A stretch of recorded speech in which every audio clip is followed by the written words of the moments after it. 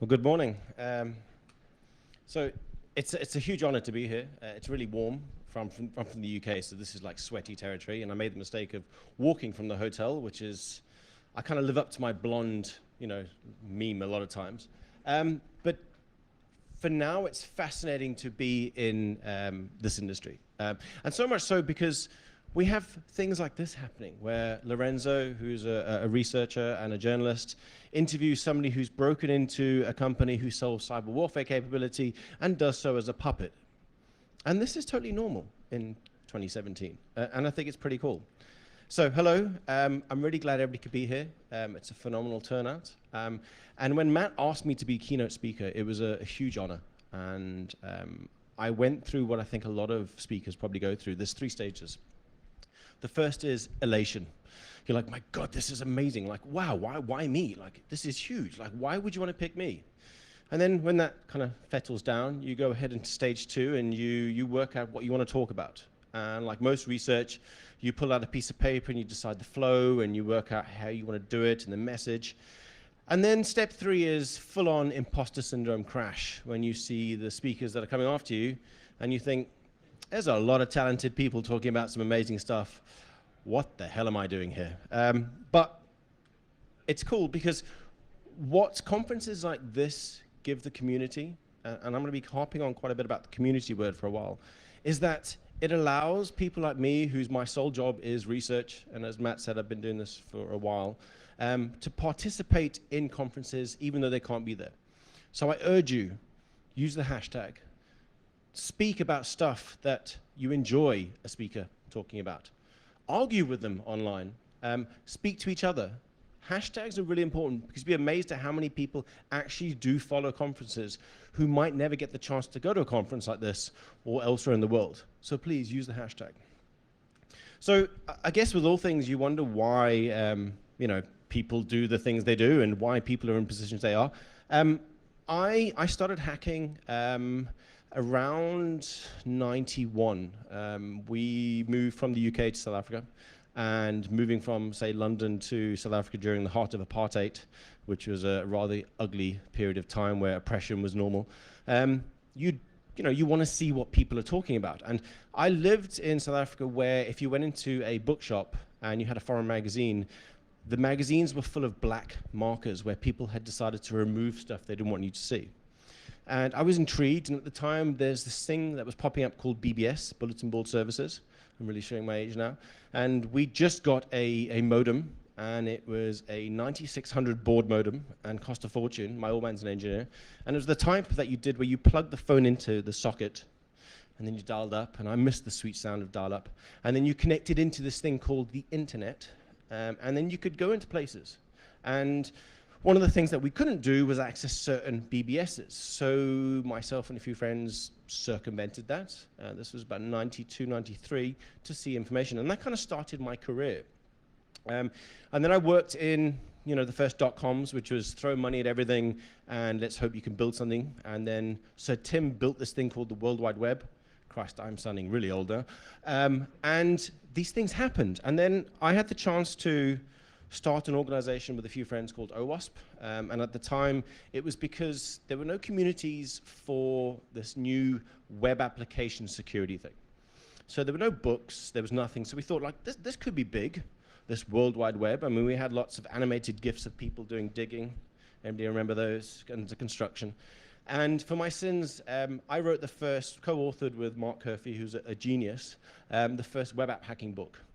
And that was my first involvement into the power of a community, because I got to see how something that I worked on and I gave away for free was used and downloaded millions and millions of times.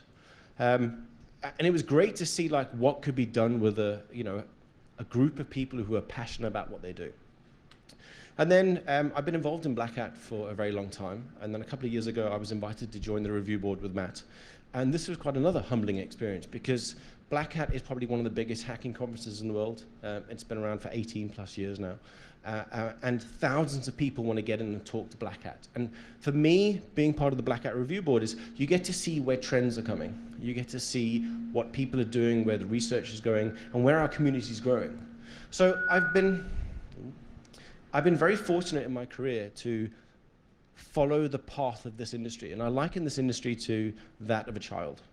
When we started owning stuff in the 90s, we did so because we were curious and we wanted to see what we could do. Then in the 2000s, criminality thought this is an easy way to make money, and we are where we are today. And I've got to see this wave happen. And for me, this region is probably one of the most exciting in the world. And I'm not just saying it because I'm here. For some amazing reason, this is where all the good stuff happens. So in 2010, we finally got to see what happens when nation state take the exploits or the vulnerabilities that we find and weaponize them in the form of Stuxnet. And Stuxnet, as we know, was designed to do one thing, and that was to do pesky stuff with certain nuclear controls. But prior to that, we had all been involved in finding vulnerabilities and writing exploits. And we did so where we didn't give them away, for vast amounts of money. We did stupid things like give them away for free. Nobody gives away ODE anymore for free. Well, we were really bad business people. Until the infamous shot of the Gruk, who is around here, I believe, sitting in a bar in Bangkok that we used to go to, wearing really bad shoes, Vibram 5 fingers, and a bag of cash. The infamous Lord of War exploit broker. That's when it all kind of changed. And the Middle East is no different. So last year, something very, very interesting happened. It's only coming to light now, but a company called Sadara, which is a petrochemical company, was hacked. Nothing different there. I mean, everybody is getting hacked all over the place. But what was different about this is that the hack itself wasn't designed to breach or steal data. It wasn't designed to do anything else. What the attackers wanted to do, and unfortunately the reporters said that it was an advanced persistent threat, blah, blah, blah, blah, blah. The attack was designed to cause an explosion. It was no longer a case of just breaching and saying I broke in. They wanted to cause death. And for me, this is where we're having a tipping point in our industry. We're now seeing vulnerabilities that we are all responsible for, because I'm sure in this room there's a lot of builders and breakers and so on. And these vulnerabilities are being weaponized and changed to no longer just gain access, but to potentially cause death, cause loss of life. And for me, this is a case that I'm following quite closely, because it's in this region where somebody's going, I want to do something bad with a piece of code now. Now, thankfully, as we know ourselves, we're very bad at making stuff stable. And in this case, the attackers had a bug in their code, so the explosion didn't happen. So thankfully, they're really bad coders like most of us. But this has also started a chain of events. So there's this guy called Tim. He's a web developer, which I think is possibly the best title in the world. For those of you who don't know, Sir Tim actually built the World Wide Web. It's probably the only time in history you can be called a web developer. But he sent a tweet this month. For me, it's quite telling. He goes, "This is a serious movement for the web's future, but I want us to remain hopeful. The problems we see today are bugs in the system. Bugs can cause damage, but bugs are created by people and can be fixed by people. My entire industry and career has been built on bugs that we are all responsible for."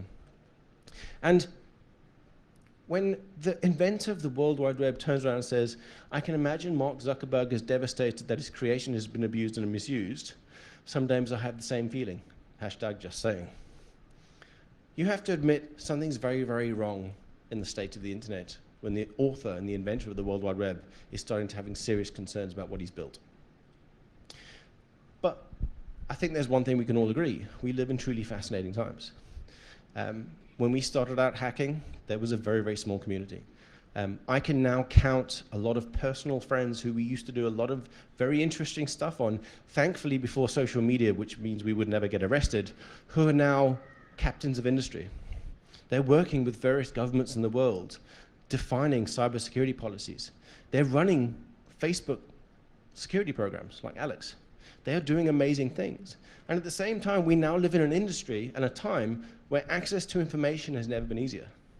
If you want to learn how to hack, so a couple of years ago, a UK ISP got hacked called TalkTalk. The attackers didn't know how to hack. So they did what most millennials do today. They went to Google, how do I hack? Some results came up. Okay, I need to go to YouTube. They found a tool written by a friend of mine called SQL Map. How do I use SQL Map? Well, YouTube again. And they didn't like the ISP because the ISP was throttling their games. So they decided to hack the ISP. There was no more skill. But it also means that we live with so much information. And it's funny, I relate to my old man telling me a story when he was growing up in the UK in the late 40s, when he used to have to walk to school barefoot, naked, in snow, backwards. Time was tough.